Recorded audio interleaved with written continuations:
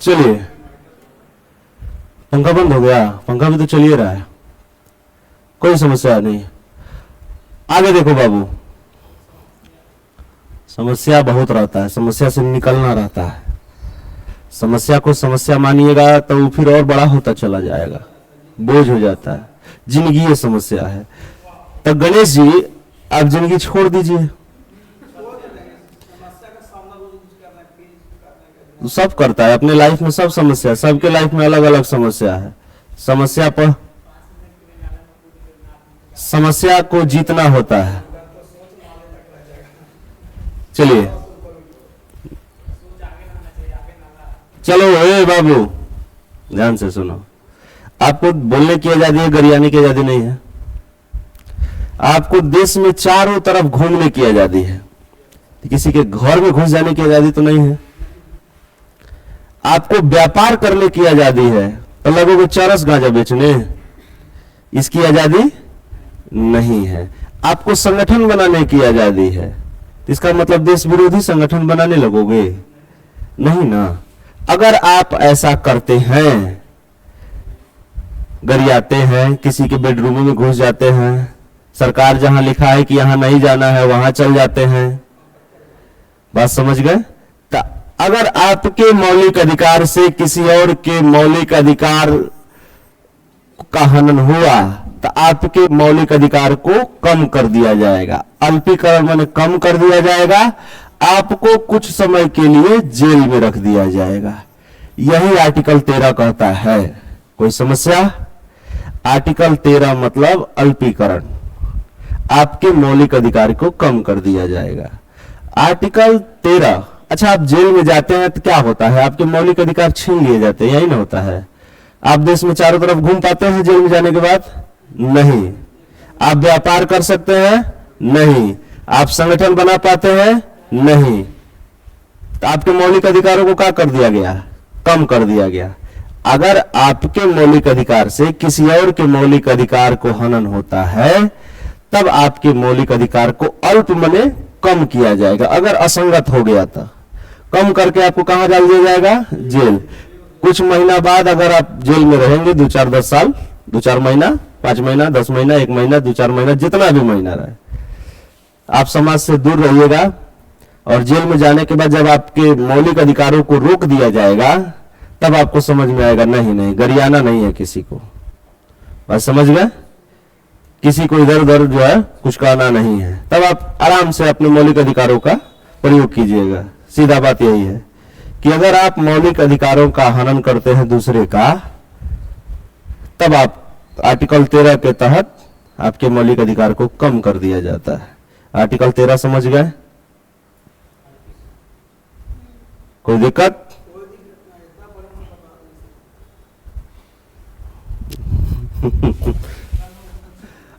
अब बाबू देखो, इधर जरा ध्यान से देखो, आर्टिकल 13 तक हो चुका है, ठीक। अब हम लोग पढ़ेंगे समता या समानता का अधिकार, आर्टिकल 14 से 18। चलिए अब पढ़ना शुरू करते हैं। अब यहां से आता है समता का अधिकार, समता या समानता का अधिकार। घबराइए मत, आर्टिकल तो वैसे याद हो जाएगा जैसे वेंकटेश उसका नंबर याद है।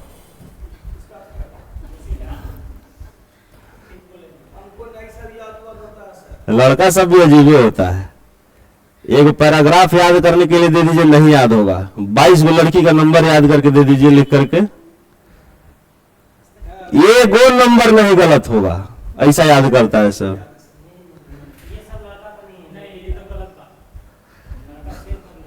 हम भी लड़का है।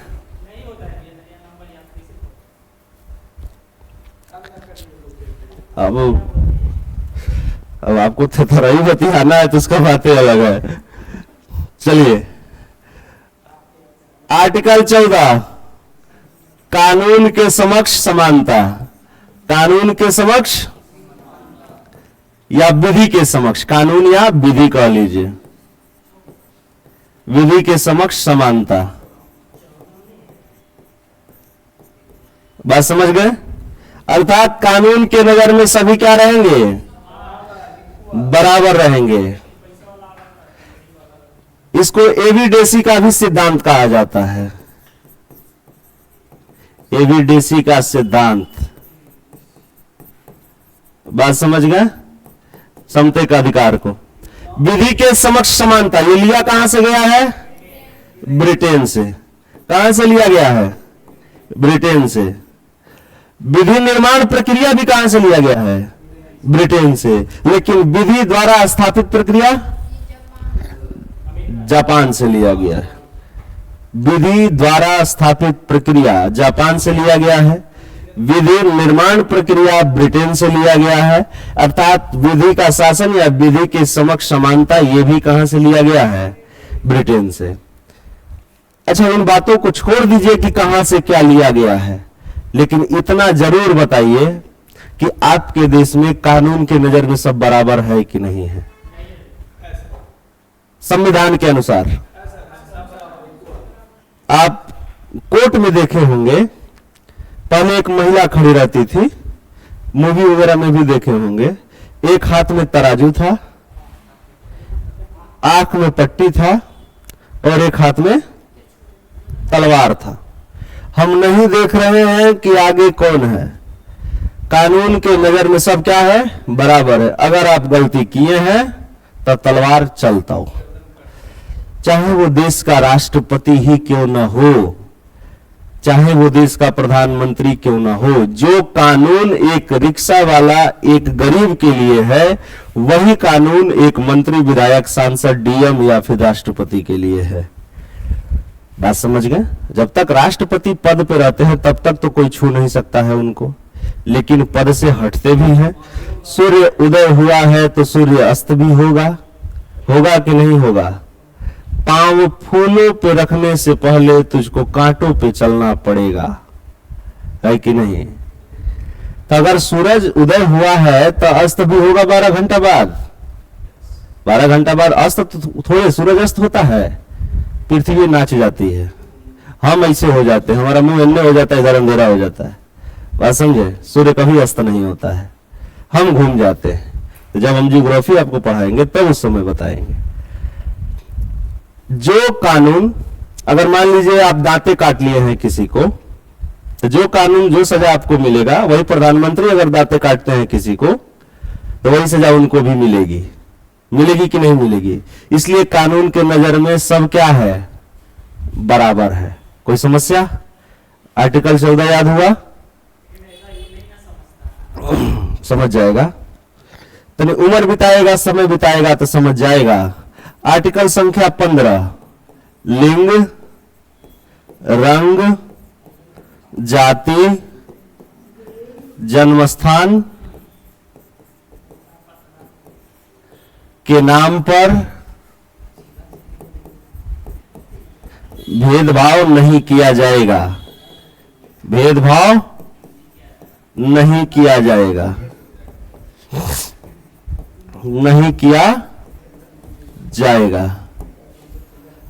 चलिए,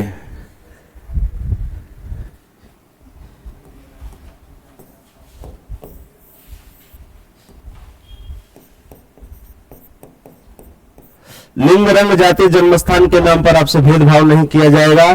यह आर्टिकल संख्या 15 कहता है। समान सबको रखा जाएगा।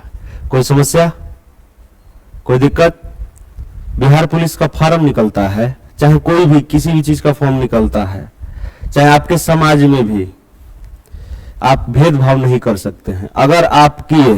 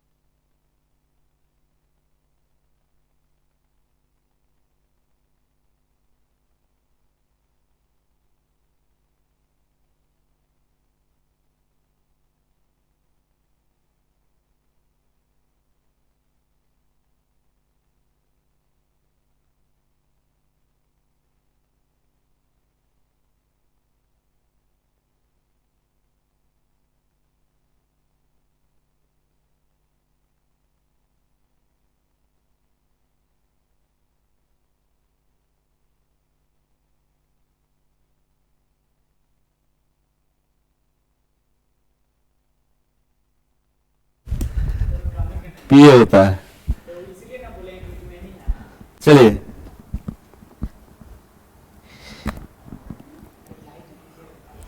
लाइट नहीं ना है, लाइट नहीं है, चलो पता नहीं कब से बंद हो गया था। चलिए एक बार ऑनलाइन वालों के लिए दोहरा देते हैं। लगभग यहां से 13 असंगत या अल्पीकरण होने से आपके मौलिक अधिकार को रोक दिया जाएगा, ये आर्टिकल 13 कहता है। 14 ये समानता का अधिकार है, ठीक, ये ब्रिटेन से लिया गया है। समता का अधिकार आर्टिकल 14 से 18 हम पढ़ेंगे। कानून के समक्ष समानता या विधि के समक्ष समानता। और आर्टिकल 15 कहता है लिंग, रंग, जाति, जन्म स्थान के नाम पर आपसे भेदभाव नहीं किया जाएगा भारत में। कोई समस्या? आर्टिकल 15 खत्म करें। चलो 1 से 15 तक बताना। आर्टिकल 1 भारत राज्यों का संघ। आर्टिकल 2 नए राज्यों का प्रवेश। आर्टिकल 3 अपने ही राज्य के नाम में तोड़फोड़। आर्टिकल नंबर 4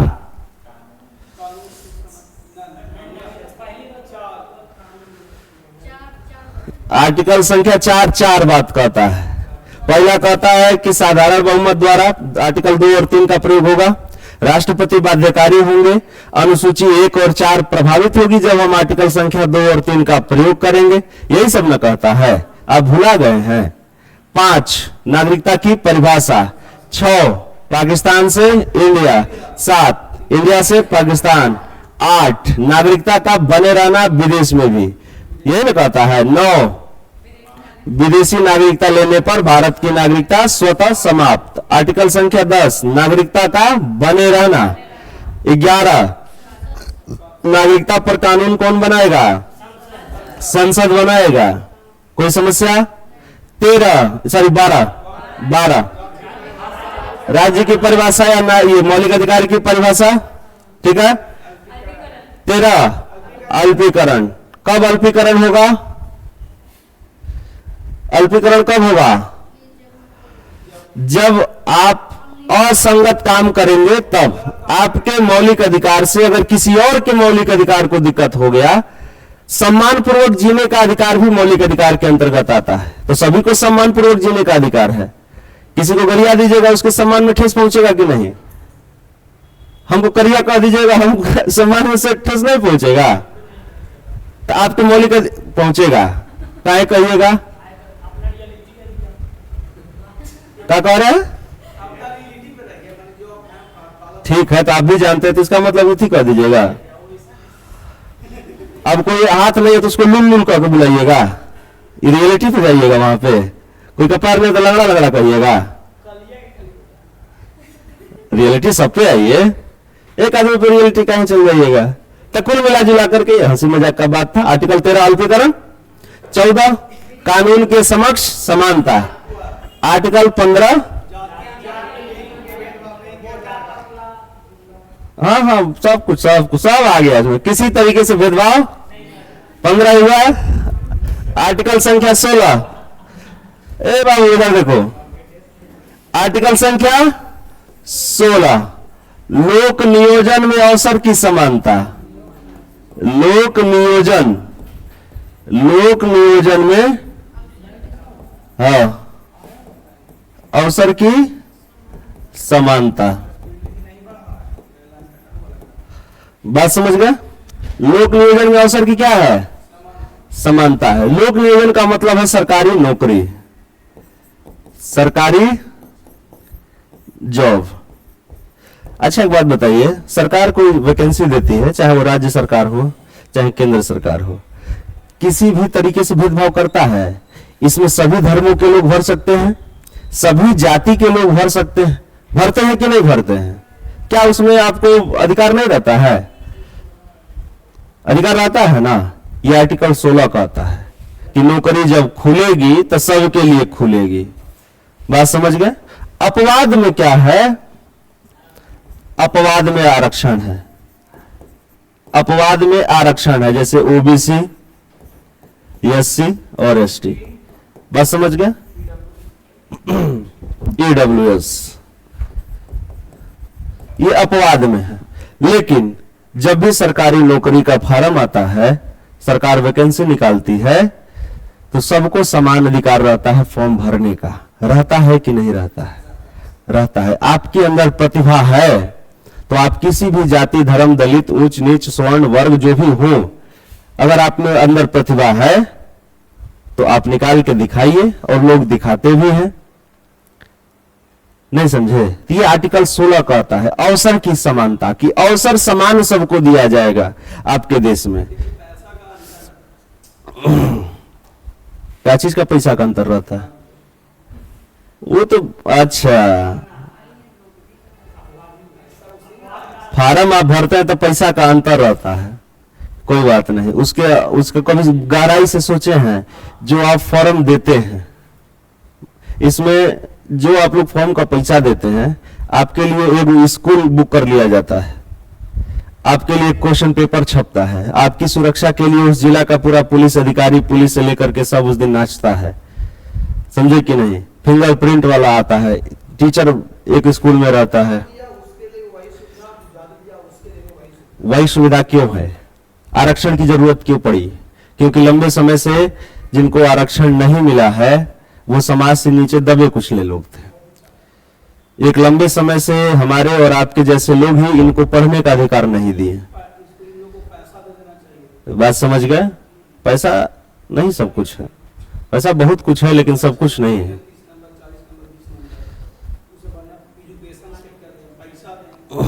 इस पे बहस कीजिएगा तो हार जाइएगा आप हमसे। आरक्षण जो है ना, एक लंबे समय से आप इन्हें पढ़ने नहीं दिए, एक लंबे समय से समाज की मुख्य धारा में आने नहीं दिए, और अब जब इनको सरकार इनको ऊपर उठा रही है तब आपको तकलीफ हो रहा है। ये आप ही तो थे इनको दबा के रखते थे, बंधुआ मजदूरी करवाते थे, दास प्रथा आपके यहाँ थी, इनको पढ़ने का अधिकार नहीं था। इस जिस रास्ते से चल जाते थे उस रास्ते से, कभी शूद्र मूवी है देखिएगा, शूद्र यूट्यूब पे है, शूद्र मूवी देखिएगा। बात समझ गया? दलित जिस रास्ते से चलता था वो यहां पे झाड़ू बांध के चलता था कि उसके कदम का निशान मिट जाए। ऐसा भेदभाव था हमारे देश में।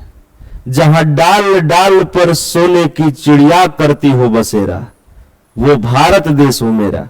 ये भारत देश था मेरा कि हम सती प्रथा को मानते थे, जिंदा औरत को जला देते थे, विधवा पुनर्विवाह नहीं मानते थे। यह भारत देश है मेरा। मूलाकर महिलाओं से लेते थे दक्षिण भारत में। यह हमारा वो था, परंपरा था, ऐसा भारत देश था। यह सच्चाई है, यह स्वीकार करना है, ठीक है? इनको लंबे समय से हम अधिकार नहीं दिए, और जब देश आजाद हुआ और सरकार या संविधान इसको ऊपर उठाने का प्रयास कर रहा है तो आपको दर्द क्यों हो रहा है? इनको मुख्य धारा में आने दीजिए, उसके बाद आरक्षण समान समाप्त, सब एक धारा में बहेगा। आज आदिवासी आदिवासी क्यों है? क्यों है आदिवासी आज? उसको क्यों नहीं पढ़ने का? उनके बच्चों का अधिकार केवल मीठा पथेगा रांची से आकर? वो भी तो आपके देश में रहता है।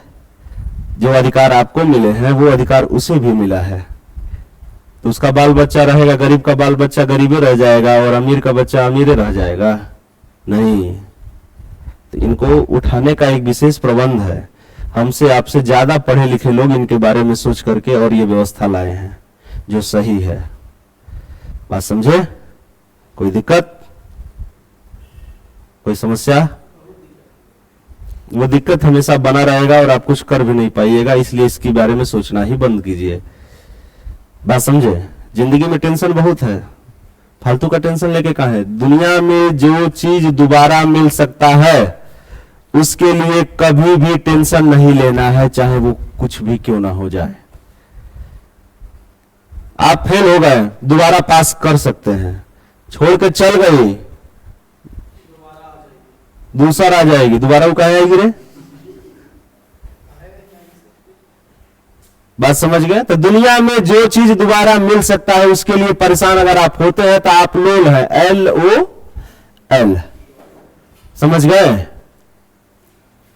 छोड़ के चल गई, दूसरा आएगी। फेल हो गए, दोबारा पास हो जाएंगे। पैसा भी नहीं है, पैसा होगा, आज नहीं कल होगा, है कि नहीं है? तो ये आर्टिकल 16 कहता है लोक नियोजन में अवसर की समानता, अर्थात अवसर की समानता। बात समझे? और यहां पे सबको एक समान, कानून के समक्ष समानता। आर्टिकल 17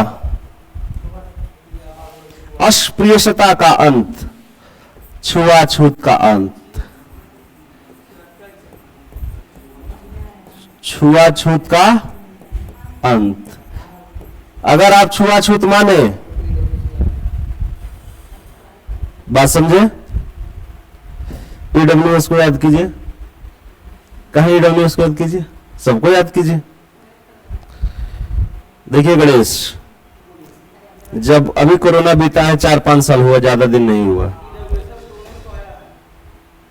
जब खून या ऑक्सीजन की जरूरत पड़ती है ना दोस्त, जब बाजी जान पे आ जाती है, तब वो नहीं देखा जाता है ये दलित का खून है कि स्वर्ण वर्ग का खून है। इंसान की मेंटलिटी देखिए, कहां तक इंसान भेदभाव करता है। आपके संविधान में आर्टिकल 17 के तहत छुआछूत को निषेध बताया गया है कि अगर आप छुआछूत करते हैं तब आप पे कार्रवाई हो सकती है। काहे कि आपके देश में छुआछूत नहीं है। आपके गांव में, हमारे गांव में या किसी के भी गांव में आप जाकर के देखिएगा, अभी भी एक वर्ग ऐसा है जो आपके सामने कुर्सी पर नहीं बैठता है, जमीन पर बैठता है, और एक वर्ग है कुर्सी पर बैठ के साईं बाबा बन के पैर पे पैर चढ़ा करके आदेश देता है। देता है कि नहीं देता है? देता है। लेकिन ऐसा होना नहीं चाहिए।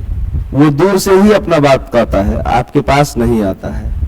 आप छुआछूत मानते हैं अभी भी कि सवेरे सवेरे अगर देह छुआ गया, चाहे ऐसा कुछ हो गया, उस रास्ते जाता तो रास्ता बदल लेते।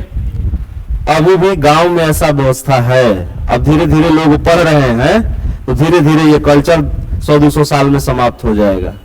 लेकिन अभी भी जो पुरानिया लोग हैं ना, कुछ लोग वो ये मानते हैं। छुआछूत समझते हैं ना? 10 आर्टिकल 17 कोई समस्या? अब आर्टिकल 18 आते हैं। किस आर्टिकल पे? 18 आर्टिकल 18 आर्टिकल 18 कहता है उपाधियों का अंत। अर्थात अब आप अपने नाम में महाराजा,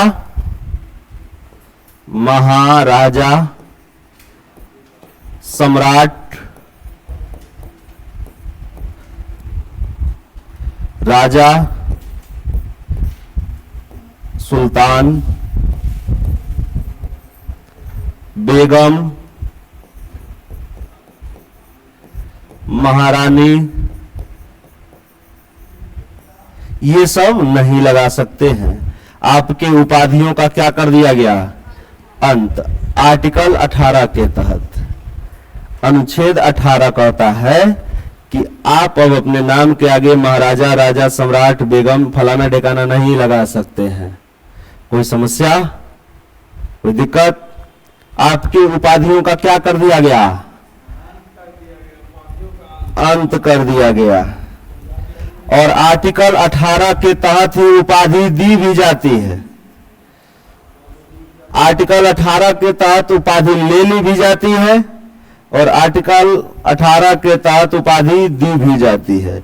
अगर आपकी उपाधि सेना संबंधित है, जैसे दरोगा, डीएसपी, लेफ्टिनेंट, जनरल, मेजर, सूबेदार, ब्रिगेडियर, एडमिरल, सेना संबंधित अगर आपको जो उपाधि दी जाती है तो वो उपाधि मान्य होगी। शिक्षा संबंधित उपाधि आपको अगर कोई मिलता है, जैसे डॉक्टर, इंजीनियर, ये सब मिलता है ना जी, वो सरकार दिया है। प्रोफेसर, शिक्षा और सेना संबंधित उपाधियां आर्टिकल 18 के तहत वैलिड है, दी जा सकती हैं। बात समझ गए? लेकिन आर्टिकल 18 के तहत एक तरफ उपाधि ली भी जा रही है और एक तरफ उपाधि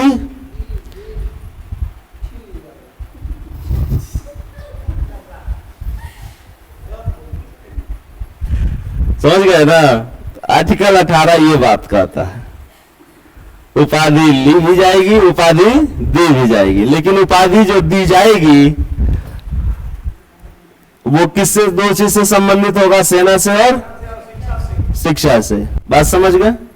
सेना में बहुत तरीके का दिया जाता है। परमवीर चक्र, ये उपाधि दी गई, वीर चक्र, ये सब दिया जाता है कि नहीं दिया जाता है? तो ये सब के जो है उपाधि दी जा सकती है अगर वो सेना से संबंधित है और शिक्षा से संबंधित है तो। समझ गए? वकालत की डिग्री आर्टिकल 18 समझ गए? हम आपको आर्टिकल 1 से 18 तक पढ़ा चुके हैं और धीरे धीरे 395 अनुच्छेद में से जितना जरूरी है, लगभग 150-180 अनुच्छेद जरूरी होता है जो आपको कंटिन्यू याद रखना पड़ता है दिमाग में। बस समझ गए? 150 से 200 अनुच्छेद आपको किसी भी कीमत पे याद रहेगा, आप निश्चिंत रहिएगा, आप हमारे क्लास में हैं। ठीक? इस तरीके से आप अनुच्छेद धीरे धीरे एक एक पढ़ते चले जाएंगे और आपके दिमाग में चलता चला जाएगा। केवल यहां पढ़ लेने से अनुच्छेद नहीं याद होगा, आप घर जाकर के 2 बार किताब जरूर खोल के देखिएगा। एक आता है नक्शा इसका, मैप का, संविधान का, उस पे अनुच्छेद लिखा होगा। अनुच्छेद का भाषा वहां पे अगर आपको नहीं समझ में आएगा तो हम यहां आपको आसान भाषा में समझा देंगे, लेकिन आपको करना पड़ेगा, डेली आपको रिवीजन करना पड़ेगा। करत करत अभ्यास निज जन्मत होत सुजान, रसरी आवत जात से सिल पर परत निशान। एक रस्सी जो रेशम का बना है इतने बड़े चट्टान पर भी निशान छोड़ जाता है। ठीक उसी तरीके से आपको अगर नित्य अभ्यास करते रह गए तो आप भी एक संविधान के या किसी भी क्षेत्र में निशान छोड़ सकते हैं। बात समझे कि नहीं? हाँ, ये सत्य है कि आपको बिना रिवीजन के कुछ मिलेगा ही नहीं। अगर आदमी एक बार पढ़ के याद कर लेता तो आज सुपर कंप्यूटर होता, दोबारा पढ़ने की जरूरत नहीं होती। यूपीएससी बीपीएससी तो ऐसे निकलता, अरोगा दरोगा कोई पूछता है किनारे कर रहा है, सब किताबें 6 महीना में पढ़ जाते हैं, ऐसा होता। हम आपको आर्टिकल संख्या 14 से 18 पढ़ा चुके हैं। बाबू जरा ध्यान से देखिएगा, हम आपको पहला मौलिक अधिकार पढ़ा चुके हैं। यही ना आपका पहला मौलिक अधिकार है, समानता या समता। आर्टिकल संख्या 14 से 18 आप पढ़े कि नहीं पढ़े? कोई समस्या इसको भी, किसी को कोई दिक्कत हो तो बताइए। अरे बताओ, हो तो समस्या उससे हो तो बताओ। सब राजी खुशी? चलो अब हम लोग पढ़ेंगे स्वतंत्रता का अधिकार, आर्टिकल 19 से 22। बात समझ गए? अब ये बात जो है हम लोग कल पढ़ेंगे, अभी हम लोग बायो पढ़ते हैं। तब तक के लिए ऑनलाइन वाले भी जय हिंद।